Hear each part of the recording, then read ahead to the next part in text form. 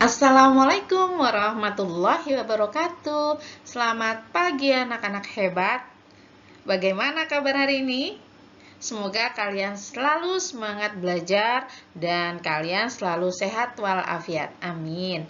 Nah anak-anak, seperti biasa kita hari ini masih belajar daring.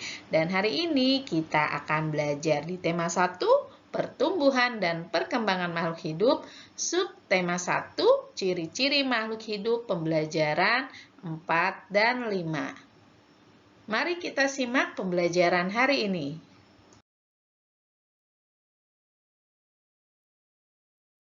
Menjaga kesehatan tubuh. Menjaga pola makan merupakan cara menjaga kesehatan tubuh. Berolahraga juga merupakan cara menjaga kesehatan tubuh. Tuhan sudah menciptakan makhluk dengan bentuk terbaik. Tugas kita adalah memelihara dan menjaganya. Menjaga kesehatan tubuh merupakan cara bersyukur kepada Tuhan. Apakah kamu sudah termasuk siswa yang bersyukur dan berterima kasih kepada Tuhan? Setelah tadi Ibu Guru bercerita bagaimana menjaga tubuh yang sehat. Nah, menjaga tubuh yang sehat ini adalah salah satu cara atau sikap bersyukur kita terhadap diri kita sendiri. Jadi di sini dengan kita menjaga tubuh yang sehat melalui makan makanan yang bergizi, istirahat yang cukup, dengan olahraga yang rutin. Nah, itu bisa menjadikan kita pola hidup sehat. Nah, dengan pola hidup sehat itu sendiri berarti kita sudah menjalankan atau kita sudah bersikap syukur terhadap apa yang kita punya di dalam diri kita. Nah, ini ada 2 pertanyaan. Silakan kalian tulis di buku tulis kalian dan kalian jawab pertanyaannya. Kalian boleh berdiskusi dengan ayah dan bunda di rumah.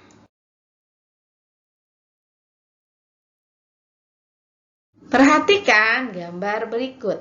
Nah, di sini terdapat 4 buah gambar. Yang mana jika 4 buah gambar itu digabungkan, itu akan membentuk sebuah cerita. Nah, kita lihat di sini di gambar pertama ada Edo, Udin, dan Beni sedang bermain tanah atau pasir bersama ya. Nah, kemudian kita lihat gambar yang kedua. Terlihat Beni mencuci tangan sebelum makan, sedangkan Edo tidak mau mencuci tangan. Dia langsung menyambar makanan atau langsung makan tanpa cuci tangan. Nah, sekarang kita lihat pada gambar yang ketiga. Beni dengan Udin, dia dengan bahagianya memakan makanan setelah mencuci tangan tanpa merasakan keluhan sakit perut. Nah, kita lihat wajah Edo yang tadi dia tidak mencuci tangan ketika mau makan, dia merasakan sakit perut. Nah, terlihat ya di situ ya ekspresi Beni dan Udin dan Edo. Nah, kemudian kita lihat gambar yang keempat. Ternyata si Edo yang tidak mau mencuci tangan ketika mau makan, dia masuk rumah sakit atau dia jadi sakit. Akhirnya si Edo itu dijenguk oleh Beni dan Udin. Bekerjalah dengan cara berkelompok. Buatlah cerita berdasarkan gambar di atas. Buatlah cerita pada tempat yang sudah disediakan di halaman ini. Nah, kalian bisa menceritakan hasil kerja kelompok kalian atau diskusi kalian dengan ayah dan bunda di rumah ya. Jadi, kalian berdiskusi dengan ayah dan bunda di rumah untuk membuat sebuah cerita dari keempat gambar tersebut. Tadi sudah Ibu jelaskan, silakan sekarang kalian menuliskan cerita dengan bahasa kalian masing-masing.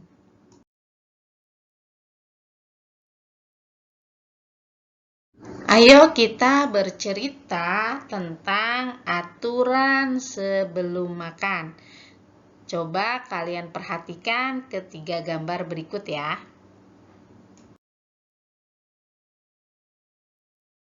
Aturan sebelum makan.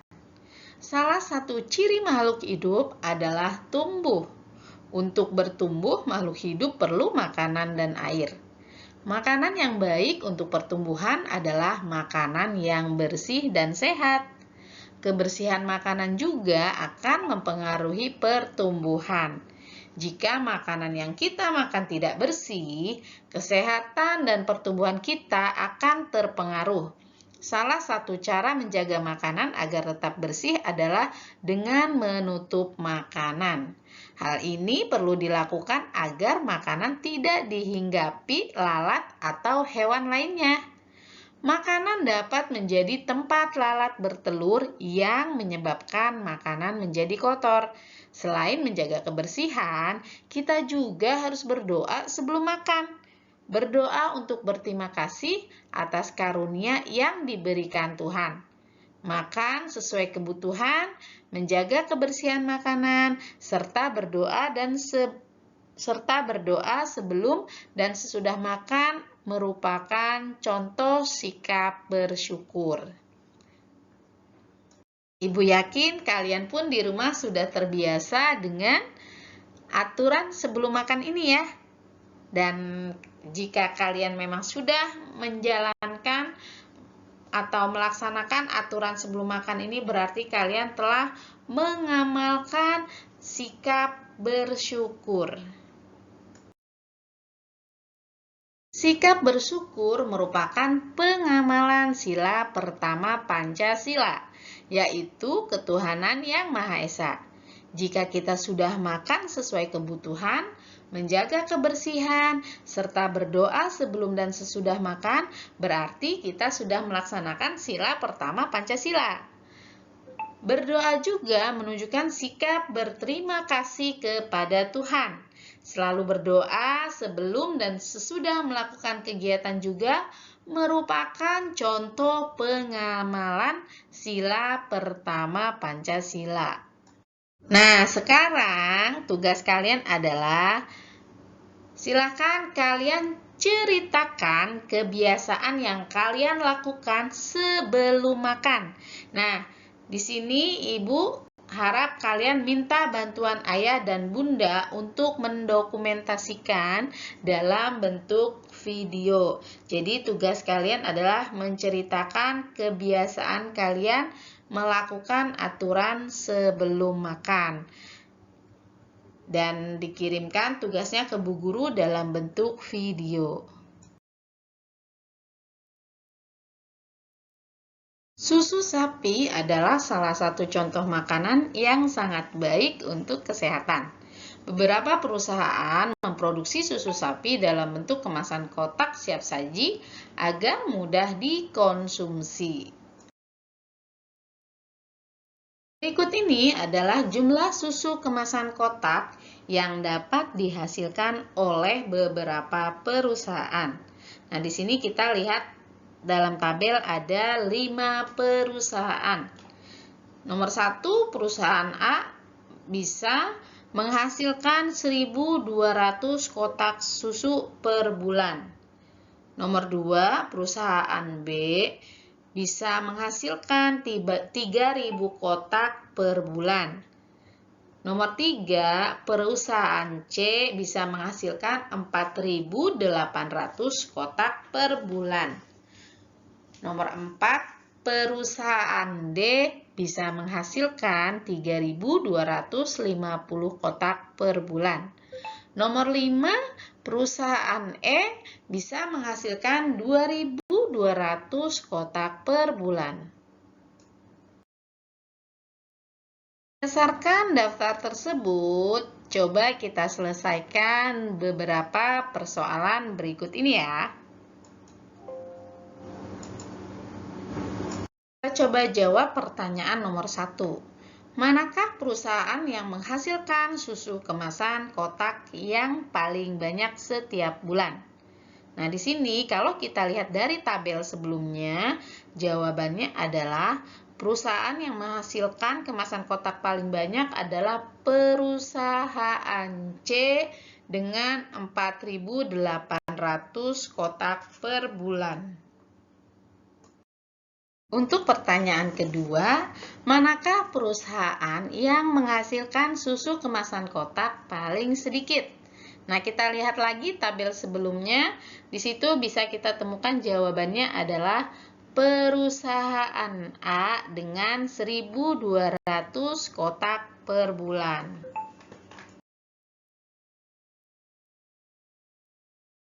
Kita lihat contoh soal berikut ini. Berapa jumlah susu kemasan kotak yang dihasilkan perusahaan A dan perusahaan D? Nah, permasalahan ini bisa kita selesaikan dengan penjumlahan. Penjumlahan itu sendiri dapat dilakukan dengan cara susun ke bawah. Letakkan bilangan sejajar sesuai dengan nilai tempatnya, lalu jumlahkan sesuai dengan kelompoknya. Nah, di sini kita lihat untuk cara penyelesaiannya. Cara menyelesaikannya adalah perusahaan A menghasilkan 1.200 kotak. Perusahaan D menghasilkan 3.250 kotak.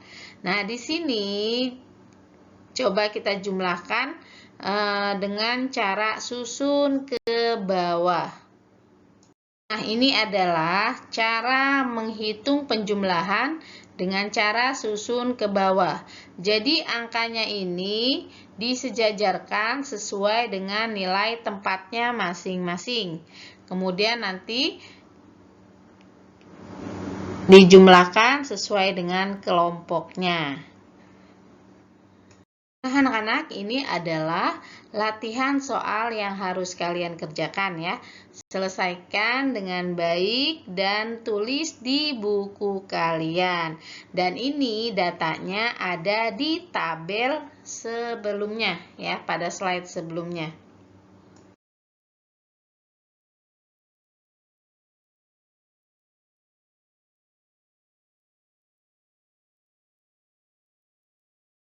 Oke anak-anak, sampai di sini dulu pembelajaran kita hari ini. Semoga menjadi pembelajaran menyenangkan dan apa yang sudah Ibu Guru sampaikan bisa kalian pahami dengan baik. Tetap semangat belajar, jaga kesehatan, jalankan protokol kesehatan dengan 3M. Terima kasih. Assalamualaikum warahmatullahi wabarakatuh.